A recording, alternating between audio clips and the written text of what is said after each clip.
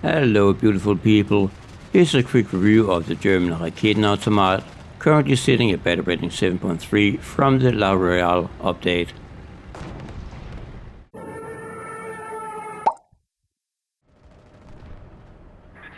If the weapon system of the Raketenautomat looks familiar, it is because we also find the identical system on the Swedish Landsverk USH 405, although the Swedish vehicle sits at battle rating 7.7. Let's start off with a quick pro and con. Some of the pros. The launcher. The star of this vehicle is of course the twin 81mm Olicon rocket launchers. The launchers each have 18 rockets, so 36 total. There is a revolving magazine located just behind each launcher containing 9 rockets. The remaining 9 rockets for each of the launchers are found in the right and left center sponson of the vehicle. The rockets in the rated magazine can be fired very fast with maybe a second delay between the rockets, so you can often overwhelm a target very quickly. The launcher can fire rockets with 2 different kinds of warheads. One is armor penetrating, while the other one is high explosive. The armor piercing rocket has an armor pen of 330mm at all ranges, and the high explosive warhead can penetrate 33mm. The armor piercing rocket contains 1 kg of TNT, while the high explosive warhead has close to 3 kg of TNT. Tracked. The vehicle being tracked means that it does not strut as much as a wheeled vehicle in snow, sand and mud. NVG. Researchable is also night vision, but only for the driver, so it's a pro, but only a small one. And some of the cons. No light machine gun. The vehicle has sadly no light machine gun to help against aircraft, exposed crew, or just to mark targets with. Reloading. After firing 9 rockets, there is a lengthy reloading process for each rocket being loaded from the magazine in the sponson to the revolving magazine. It takes about 17 seconds for each rocket to be moved, which gives a total of 153 seconds or just over 2.5 minutes to move all 9 rockets. You of course do not have to wait 2.5 minutes to fire a single rocket. You can fire them all individually, but in total it's a long wait. Armor. The armor of the hull is very thin, with only 20mm towards the front, 12mm to the sides and 25mm to the rear. This means that the vehicle is only protected against light machine gun fire and some overpressure damage. Crew. The vehicle only has 3 crew members and they are all located in the front of the hull, so if you lose just one single crew member, you are already down to the minimum. Engine. The Raketenautomat shares more or less the chassis with the Jagdpanzer 4.5 and the Raketenjagdpanzer 2, but it does not share the engine power. The Jagdpanzer and Raketenjagdpanzer are very responsive vehicles. They both have top speeds of 70 km/h combined with excellent acceleration. The Raketenautomat, not so much. While the 2 other vehicles have 500 and 442 horsepower engines, this vehicle only has 220 horsepower. The top speed is reduced to 50 km/h and the acceleration is almost non-existent.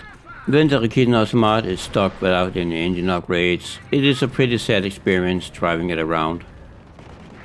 There is a couple of things I want to add to the pro list, but I wanted to do it here because they are sort of there, but again not, depending on the situation. Almost every single time the vehicle was hit in a turret, it survived with just a gunner being killed. For some reason I never had the ammo detonate. Also, the crew is located in the very front of the vehicle, which means there is a lot of empty space in the middle and at the rear of the vehicle, which again means that it is audio survivable when it's being hit in the side.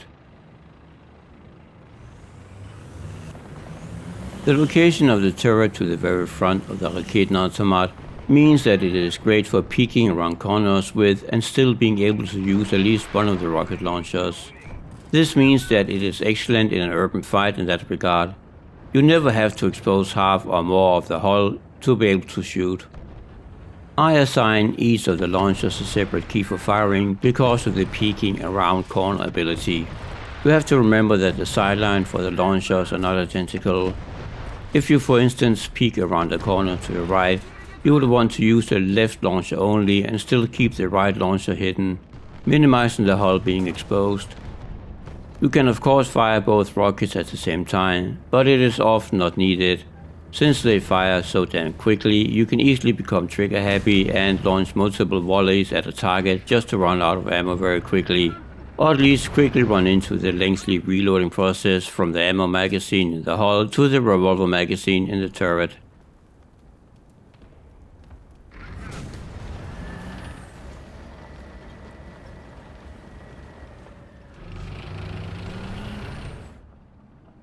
The rockets have a very flat trajectory, so you really don't need to adjust very much vertically to be able to hit over distance. And annoying is that you cannot set a specific distance on the reticle to aim with like any other ordinary cannon. So if you're using it for long range engagements, you need to readjust aim constantly. There is no reason whatsoever to take any high explosive rockets with you. The AP rocket still contains 1 kilogram of TNT. That is plenty to overpressure any open top or lightly armored vehicles with. When the vehicle is stuck without the engine upgrades, it is pretty annoying to drive around.